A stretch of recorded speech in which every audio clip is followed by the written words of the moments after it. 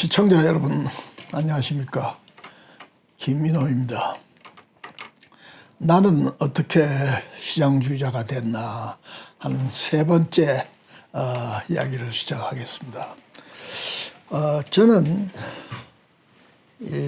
아시다시피 학자 출신이 아니기 때문에 그렇게 책을 많이 읽어가지고 그래서 이론을 정립해서 이렇게 제 생각이 정리된 것이 아니고 실무자로부터 정책의 최고 결정자 이르기까지 정부의 정책 결정에 참여하면서 오랜 경험을 통해서 또 그때그때 중요한 계기, 이벤트를 만날 때마다 저희 생각이 시장경제를 향해서 점점 더 성숙되어 가면서 발전되어 왔다 이렇게 말씀드릴 수가 있습니다.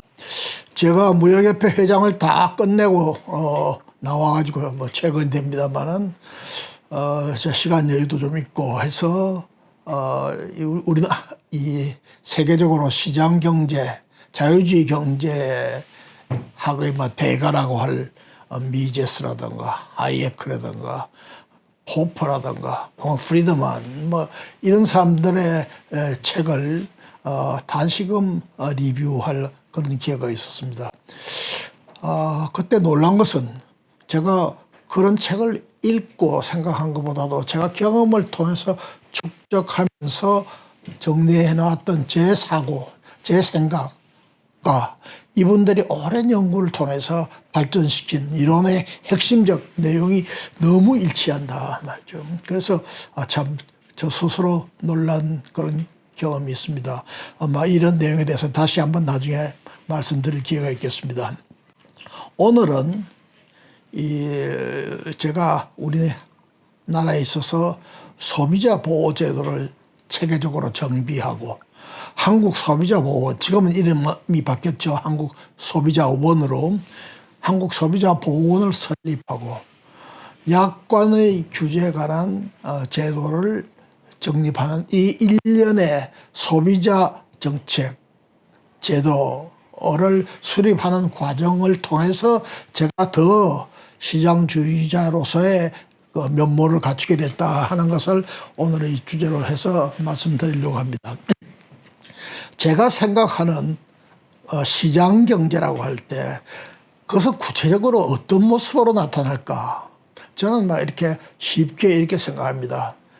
어느 경제가 혹은 어느 경제 사회가 시장 경제를 하고 있는 나라다 하면 첫째로는 경쟁이 자연스럽게 활성화되면서 모든 사회가 경쟁을 당연한 것으로 받아들이고 경쟁을 통해서 발전된다고 하는 그런 생각을 받아들이는 그런 사회가 될 것이다. 이것이 첫째입니다. 두 번째는 생산자가 좌지우지하는 경제가 아니고 이 생산물을 최종적으로 수요하는 소비자의 선택이 가장 중요한 역할을 차지한다. 결국 생산자들은 소비자의 선택이 어디로 가느냐 하는 것을 끊임없이 관찰하면서 거기에 부응하려고 노력을 해야 되고 또 정부도 그러한 쪽으로 경제 운영을 해나가는 그런 경제, 즉 소비자의 선택이 최대한으로 존중되는 그러한 경제가 될 것이다. 세 번째는 진정한 의미의 국제화가 이루어지는 경제. 다시 말씀드리면 우리 여기서 말하는 제가 끊임없이 강조하는 이 시장이라는 것이 한국의 시장, 한국 시장만을 이야기하는 것이 아니라 세계 시장을 대상으로 하는 것이다 하는 그런 의미죠.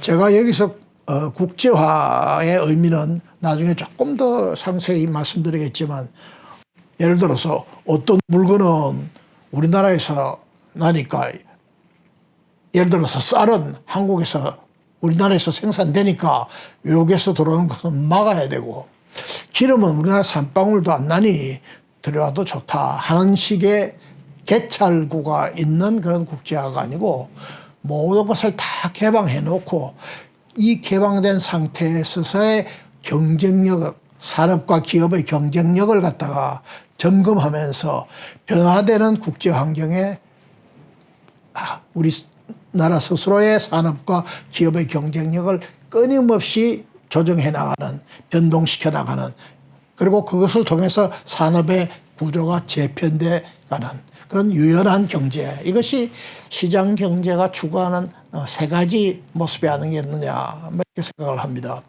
그래서 오늘은 그 두 번째 해당하는 소비자가 선택하는 경제, 저는 이것을 소비자주의가 확립되는 그런 경제다 이렇게 이름을 붙입니다. 많은 사람들이 소비자 주권이라는 말을 많이 사용하죠. 이거 미제스라는 유명한 학자가 사용한 말인데, 소비자 주권, 그 말도 좋은 말입니다만은 저는 소비자 주권이라는 표현보다는 소비자주의라는 용어를 쓰기를 좋아합니다. 소비자가 까다롭고 매우 현명한 선택을 시장에서 하게 하고, 생산자들은 그러한 까다롭고 현명한 소비자의 선택에 부응하기 위해서 끊임없이 변화되고 혁신하고, 그리고 새로운 제품을 만들어내고 새로운 서비스를 개발해 나가지 않으면 안 되는 그러한 경제 구조, 그리고 이것을 가능하게 하는 시스템, 또 이것을 가능하게 하는 정책, 그리고 이것을 가능하게 하는 기업의 경영 전략, 이 모든 것을 통틀어서 저는 아마 소비자주의다 이렇게 이야기합니다. 근데 이 세 가지, 경쟁이 활성화되고 소비자 선택이 자유자재로 이루어지고, 그리고 기찰구가 없는 국제가 이루어지는 이 세 가지는 상호 긴밀하게 연결이 되어 있습니다. 어느 하나도 빠져서는 안 되는 서로 표리의 관계가 있다 이렇게 생각합니다. 특히 이 소비자주의와 그다음에 이 국제화는 더욱더 밀접한 연관 관계가 있습니다.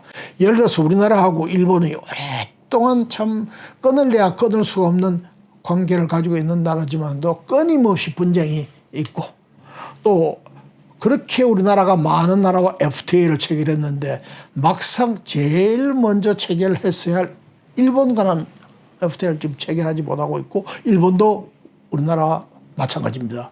왜 그럴까요? 결국은 경제의 문제를 소비자를 중심으로 생각하면 일본과 우리나라는 벌써 FTA가 이루어졌을 거다, 저는 그렇게 생각합니다. 그런데 생산자를 보호해야 된다, 생산자 우선의 사고가 자리 잡히게 되면 이 서로 문호를 열고 물건과 서비스를 주고받는 것에 대해서 많은 제약이 가해지게 돼 있어요. 즉 일본과 우리 사이에 좀 더 개방적이고 서로 왔다 갔다 하고, 그리고 그 폭을 넓혀가는 경제를 이룩하지 못한 것은 양국이 다 소비자보다는 생산자를 우선하는 그런 경제 구조를 가지고 있기 때문에 그렇지 않는가 이렇게 생각을 합니다. 제가 이 소비자 문제에 관심을 갖게 된 것은 물가정책국장을 제가 43년을 했다고 언젠가 말씀을 들었는데, 제가 3년의 물가정책국장을 하는 중간쯤 되니까 물가가 매우 안정되고, 그래서 저는 종전에 하고 있던 그런 가격 정책을 직접 다루는 데서부터 좀 시간적 여유를 가지게 됐어요. 그래서 아주 중요한 가격 문제, 예를 들어서 공공요금이라든가 혹은 쌀과 보리쌀의 정부 수매 가격을 결정한다든가, 혹은 기름값이나 석탄값이나 이런 에너지 가격을 결정한다든가, 이런 중요한 가격의 결정 외에는 대부분의 가격의 결정과 관여하는 문제를 과장들에게 다 맡기고, 저는 좀 더 물가가 근원적으로 안정될 수 있는 방법은 무엇인가, 또 시장 경제가 보다 더 정착될 수 있는 데 있어서 우리가 제대로 갖추지 못하고 있는 제도적 결함이 있는 부분은 어딘가 하고 들여다보다가 우리나라가 이 소비자 중심의 경제라고 하는 관점에서 봐서 많이 뒤떨어져 있는 나라라구나, 이런 생각을 갖게 되었습니다. 그래서 마침 물가정책국의 기능 중에 하나가 소비자 정책 기능이 있어요. 그런데 이때까지 제가 물가정책국장을 할 때까지 뭐 역대 물가국장이 다 끊임없이 오르는 가격에 대응해서 가격과의 전쟁을 하느라고 이 소비자 정책에 대해서 깊이 있게 들여다볼 기회가 없었습니다.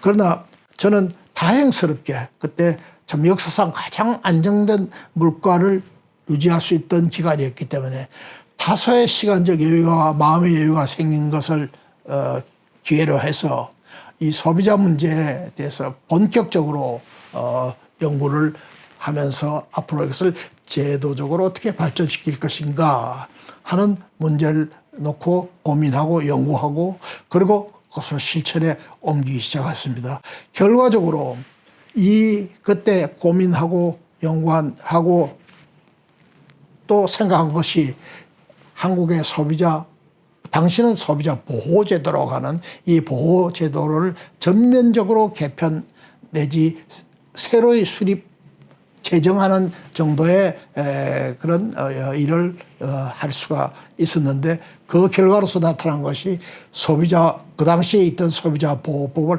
전면 개정했습니다. 거진 제정에 가까울 정도의 전면 개편을 했다.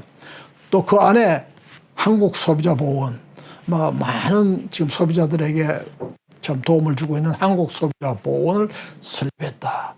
또 약관의 규제에 관한 법률을 만들어 가지고 뭐 여러분들이 은행에 가 보시면은 은행원들이 뭐 아주 복잡하게 된 약관을 내밀면서 사인하라고 그러죠. 뭐 그걸 제대로 다 읽어보고 꼬치꼬치 물어가면서 그 약관에 이의가 있어서 나는 이대로는 사인 못 하겠다. 이걸 고쳐야 사인하겠다. 이렇게 생각하고 행동하는 사람은 아마 그진 한 사람도 없을 겁니다. 뭐 저 자신도 저도 어제 은행에 가서 일보면 그 은행원들이 내미는 약관을 그냥 대충 보는 신용을 하면서 그냥 사인부터 해놓고 보죠.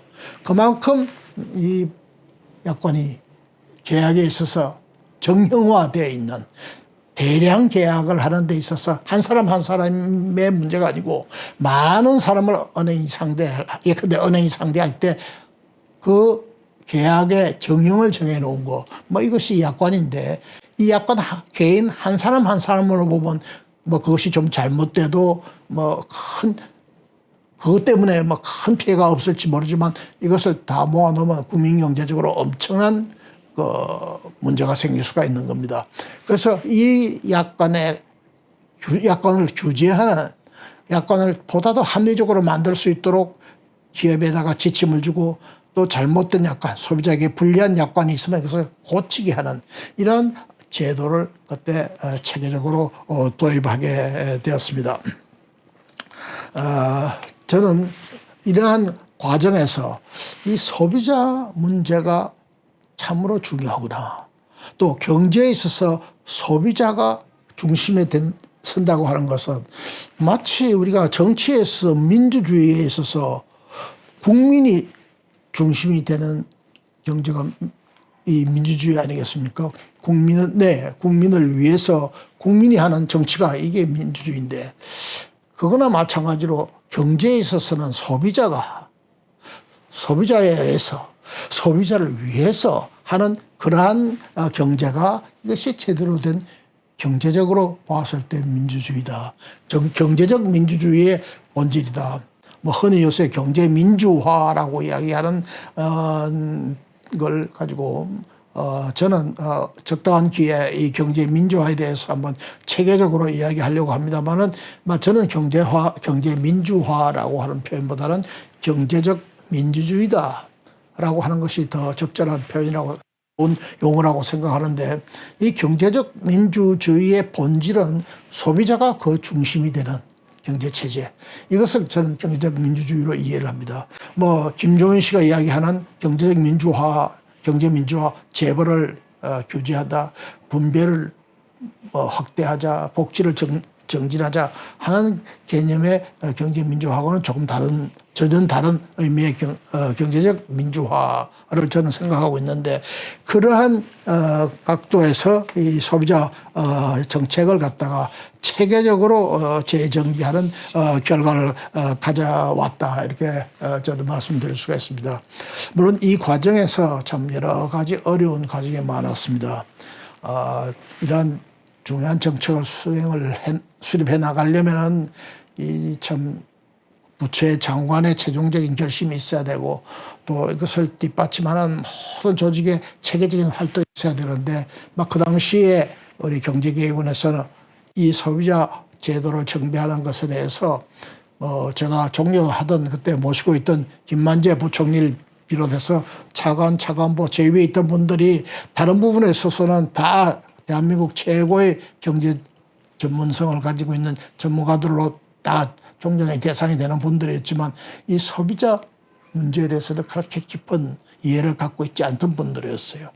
그래서 저는 이것을 갖다가 이분들의 동의를 얻어가지고 행정부가 제안하는 법률에 의해서 국회까지 끌고 가기는 너무 어렵다 하는 판단하에서 그 당시 김만재 부총리의 제가, 만약에 부총리가 이러한 생각에 이런 생각이 옳다고 생각하신다면 직접 부총리가 이 문제를 가지고 너무 고생하시지 말고 저에게 맡겨주십시오. 제가 국회의원들을 설득시켜가지고 의원 입법의 형태로 이 법을 추진하겠습니다. 이렇게 했더니 그분이 그것을 승인해 주셨어요. 김만재 부총리는 참 매우 탁월한 리더십을 가지고 있었다고 생각하는데, 그래서 제가 이것을 당시에 이제 여당의 이 분야의 간사를 맡고 있던 이진이라고 하는 의원과 잘 호흡을 맞춰서 결국 이 어려운 법을 성사시킬 수가 있었습니다. 저는 이 법을 또 이 제도를 완성한 것이, 제가 공무원 생활 30년간 중에서 당신이 한 일 중에서 제일 보람 있는 일이 뭐냐, 딱 한 가지만 고르라 한다면 저는 이것을 고르고 싶을 정도로 저는 이 일을 한 것에 대한 깊은 자부심을 가지고 있습니다. 이렇게 된 이후에 이 소비자 문제는 과거의 여성들의 활동 영역에서 벗어나서 우리나라 경제를 모두 다 소비자 중심으로 다시금 생각하는 계기가 되었습니다. 예를 들어서 교육 소비자 혹은 교육 수요자, 과거에는 그런 용어조차 없었습니다. 지금은 누구나 자연스럽게 쓰고 있지 않습니까? 교육 수요자, 교육의 공급자인 학교가 아니고 교육의 수요자인 학생과 학부모를 중심으로 이 교육 문제를 생각해 보자. 예를 들어서 의료 수요자, 의료 소비자, 병원이나 약국의 관점에서 아니고 환자의 입장에서 문제를 생각해 보자 하는 이러한 사고의 근본적 전환이죠. 예를 들어서 미국하고 우리나라하고의 근본적 차이, 미국이나 우리나라나 일본과의 차이가 나는 것은 모든 경제 문제를 소비자 중심적으로 보느냐 아니면 생산자 중심적으로 보느냐 하는 그런 시각의 차이가 있습니다.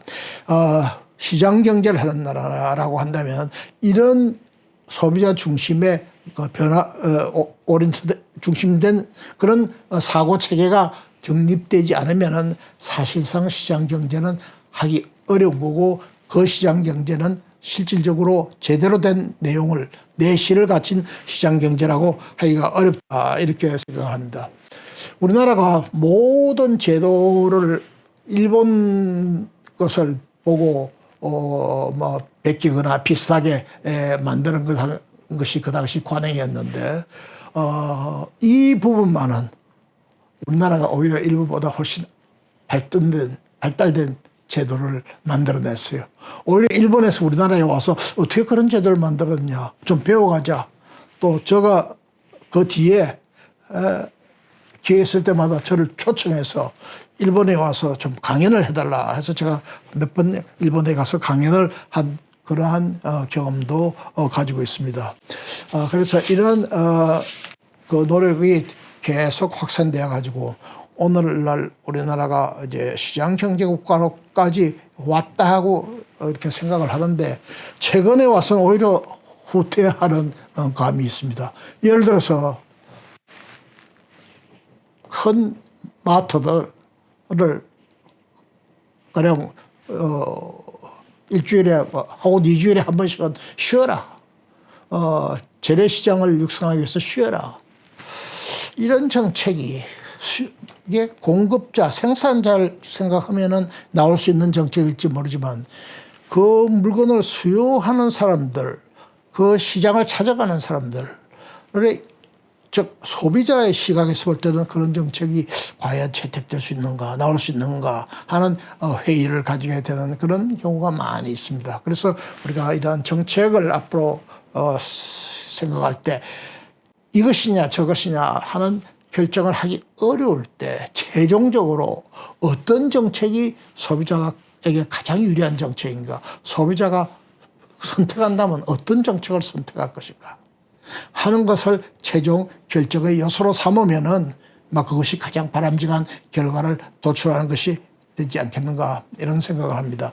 저는 이 소비자 문제를 깊이 다루는 과정에서 시장 경제의 본질에 대해서 다시 한번 깊이 생각할 수 있는 계기가 되었고 제 스스로 보다 더 성숙된 시장주의자로 성장 내지 발전했다. 이런 말씀을 결론적으로 드리면서 오늘의 제 말씀은 이상으로 마치겠습니다. 감사합니다.